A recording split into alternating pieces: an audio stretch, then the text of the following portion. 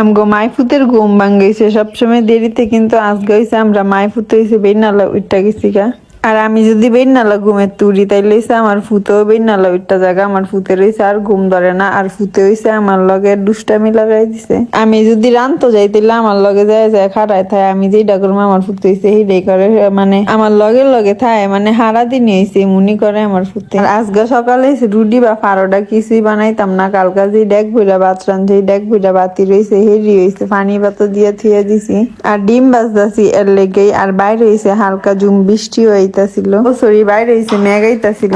গরমের দিনে হইছে পানি ভাত দিয়ে ডিমটা খাইলে হইছে অনেক মজা, কিন্তু যারা খায় হারা হইছে সবসময় পানি ভাতের মজা বুঝে। বাইরে বৃষ্টি হইলেছে মানুষের খাইতে মন চাই বিরিয়ানি পোলাও রোস্ট, আর আমার খাইতে মন চাই পানি ভাত ডিম দিয়া। আর এই তো আমি হইছে এই যে মরিচ আর হইছে কাঁচা মরিচ দিয়া ডিম বাইজা লইছি, আর লগে হইছে পানি ভাত লইছি অনেক দিয়েছে। আমি আর আমার ফুতে বইয়া বইয়া খামু। আর আমার ফুতেও কিন্তু আমার মতো মাশাল্লাহ পানি ভাত অনেক পছন্দ করে। আর এই যে হাইনজালা দেখি যে আমার হরি একটুটি হাত টান লই আইছে, আর হারা দিনই হইছে কোনো ক্লিপ লওয়াই নাই, কারণ আমার মনটা একটু খারাপ আছিল, এর লেগে হইছে রান্দা বাড়ির কোনো ক্লিপই লইতারি নাই। আর এই যে এন হইছে এই যে হাত টান দিও না আমি সুন্দর করে গুছামু, কারণ বাইরের হাত টান আনার দায়িত্বর পরে হইছে আমি, মানে দিয়েছি সুন্দর করে বাসে বাসে থন লাগবো। আর এনে আমি দেখতেছিলাম যে এই ফুটলার ভিতরে কি আছে, আর এই ফুটলাটা গরম থাকার লেগে খুলছি তো দেখি যে এনে রুটিটা হইছে গরম, মনে হয় বেটারা বানাইতেছিল হ্যাঁ তো হইছে গরম গরম রুটি লইছে।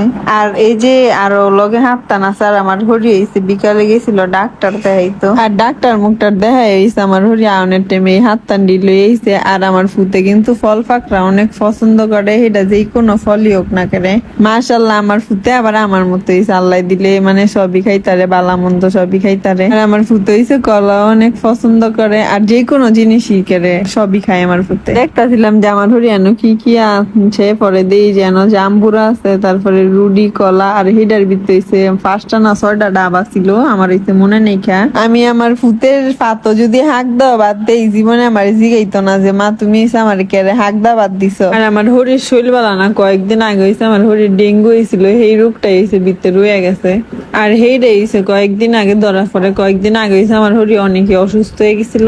আর আপনাকেও সবাই রেই কমু যে আপনারা হইছে মশা মাসিতে মানে দূরেই থাকবেন, কয়েল মেল জ্বালায় তারপরে হইছে ঘুমাইবেন। আর আমার হরিরে দেখতাছিলাম যে কেরা, আর এই যে এই ফুটলার ভিতরে হইছে ফ্যাক বইরা ছিল, কারণ বৃষ্টি আসছিল বাইরে, সরি মেঘাই ছিল বাইরে। আর মেঘের ভিতরে হইছে আঙ্গ গ্যারাম হয়েছে সবসময়, মানে যেহেতু মাটির গ্যারাম হইছে ফ্যাক ফ্যাক হইয়াই থাকে, স্বাভাবিক ফ্যাক বলবে। আর এই যে আমার হরি হইছে জাম্বুরা বাস্তা ছিল, আর জাম্বুরার মানে বেশি বালা ছিল না, কিন্তু দামটা হইছে বেশি নিছে। তারপরে বেনালা ভাবলাম যে মানে আজকে ভাবলাম যে একটু বাইরে যাই, যেহেতু হইছে রোদ মুদ উঠছে। আমার ফুতে হইছে সারাদিন বাইরে বাইরেই খেলে, ফুতের জুতা ডিগো করছে এন ইডাদা ফালাই দিয়ে দিছে। আর এই যে গড়ায় আবার দৌড় দিয়া মানে গড়ায় করছে আমার দিকটা বাইরে। আর এন হইছে আমি কাটছি লেবু আমরা, তারপরে হইছে গম মানে হরি রয়েছে শরবত বানাই দিম, আর হেডি হইছে আমার হরি এমনি খাইবো। আর এন বয়ে বয়ে চানাচুর খাইতেছিলাম। আর আজকের ব্লগটা এই পর্যন্তই, সবাই ভালো থাকবেন সুস্থ থাকবেন, আমাদের জন্য দোয়া করবেন। আল্লাহ হাফিজ।